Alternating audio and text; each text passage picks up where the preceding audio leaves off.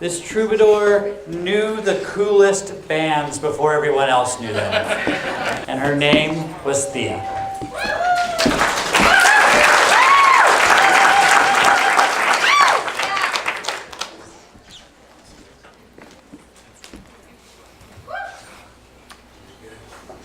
Good evening.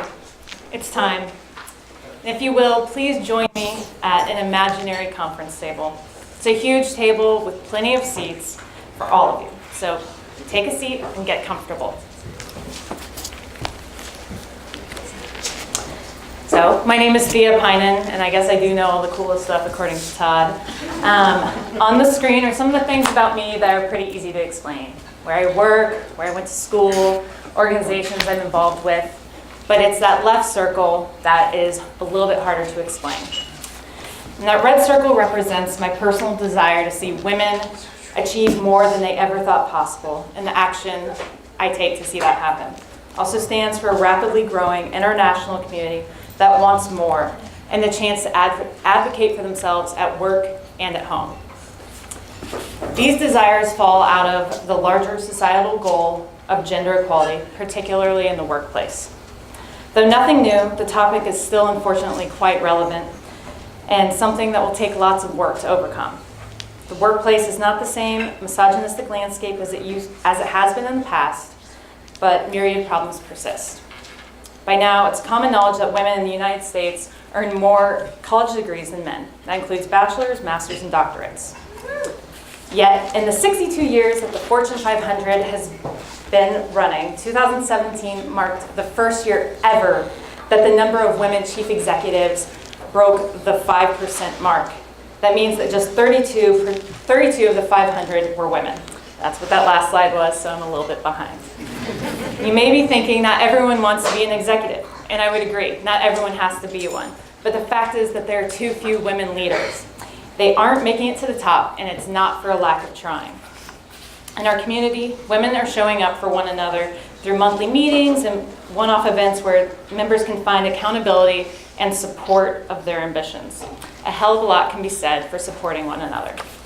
But I wasn't really aware of all of these disparities and issues until I read a book by Facebook's Chief Operating Officer, Sheryl Sandberg, where she really laid out the modern state of and crisis of women's leadership.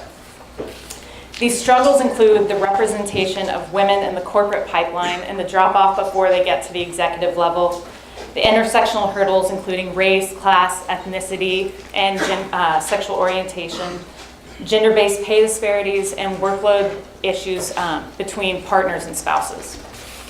Based on all these factors, what can we do? How can we surmount these statistics?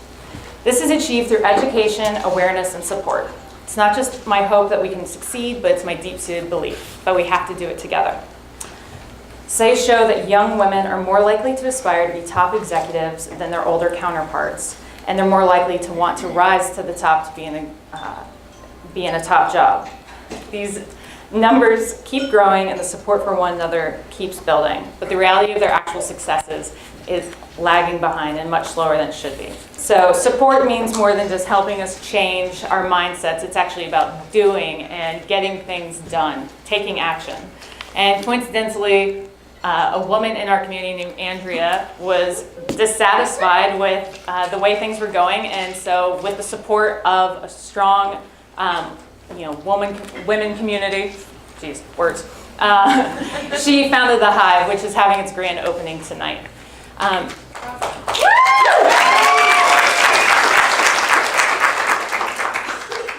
So business owners, decision makers, bosses, you have options too. It's not all resting on the women. You have ways to make your business better for women. But I have not explicitly called out to you guys yet. And so we're all at this table together, and I want you to know that this conversation involves you. This is not just all about women. We want to sit at the table with you and not create barriers of antagonism. This is not an us versus them conversation. You are not only statistically the most successful, you also make up the rest of the workforce and society. That is why we are all at this table together. It's time socially and culturally for us to unify and to advocate for everyone's success. The book I referenced earlier is called Lean In, and it's a plea for everyone to lean into the table together, for women to initiate and for men to join the conversation. And I ask us all tonight at this conference table together to lean in and advocate for everyone. Thank you so much.